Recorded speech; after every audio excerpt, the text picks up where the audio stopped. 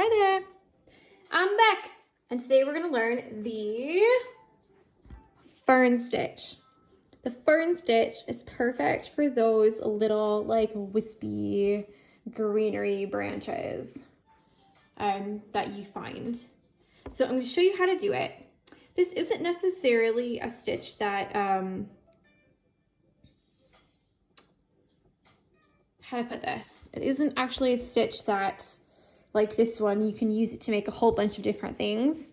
And there's no right way to do it. For this stitch, there is a right way to do it. So I'm going to show you. What we're going to do is we're going to make a little fern type shape. And what it's going to do is going to make these things like this. I'm going to make it quite large. And then I'll show you another kind of shape that you can make them with. So let me zoom it in, put it in the middle. And the way you do this one is it's always done in the same kind of like configuration. So I like to always say when I'm stitching that there's no right way, there's no wrong way. You do it how you do it. Do you know what I mean? However you sort it out, that's fine. But with this one, you kind of have to keep the same method, if you know what I mean. So one straight down. I always go right or left then right, but you can go right then left if you want as well. Through the same hole. And it's more like a configuration of short stitches. So these are all just straight stitches. The next one is going to go from here up. Like this. And then left.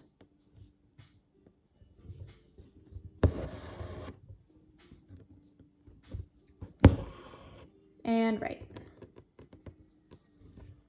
So it's the same thing the whole way down.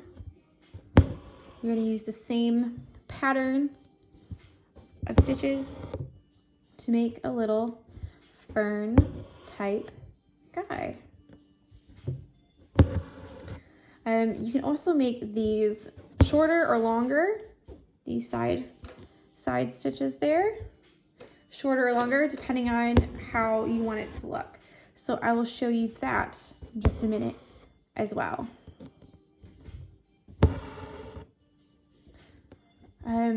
Some people will use this as, again, almost all the stitches are great for borders. If you wanted to have a more decorative border, this is obviously not just a straight line. So if you use this as a border, you would need to have it in a way where these stitches would be okay to be shown.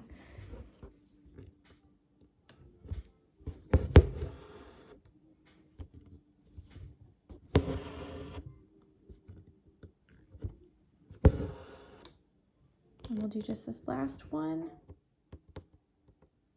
Last one. Like that. And when you flip it over, it will look like this if you didn't have a knot in it right there like I did. But obviously I had a knot, so I'll tie those two together later and solve that problem.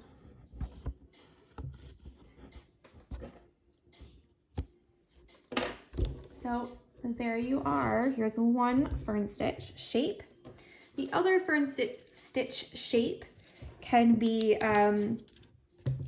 where it's actually smaller and they get bigger and bigger and bigger as they go down like this. And that's actually the exact same way that you're going to do this. So let me just grab a different color so you can see the difference. This is all the same color I did before. Apparently I have a lot of this color. I could just choose a different one though.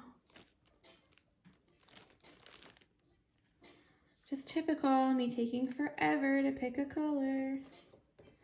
Okay. So with these ones, it's exactly the same. You're going to do the exact same configuration, the exact same way. It's just a bit of a different shape.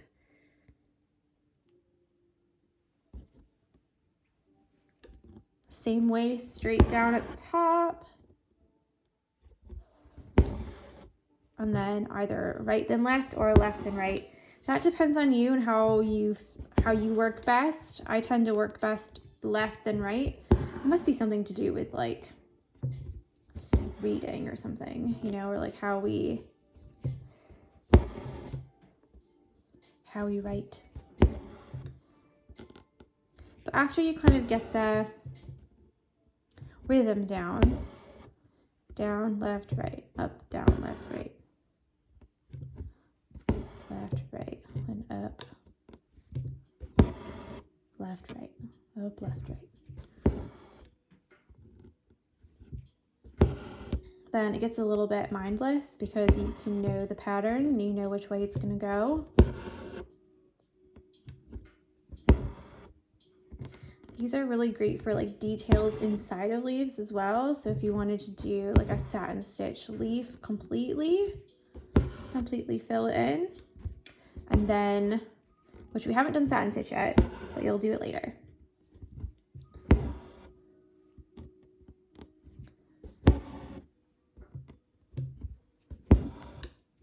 And then you can put these on top of that, so it's like a little detail.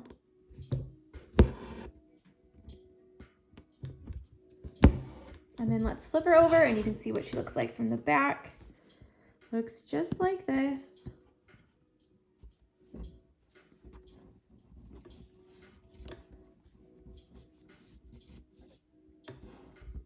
Yeah? So let's just snip that off. And there you go. That's the fern stitch. So have a lovely day and I'll see you next time. Bye.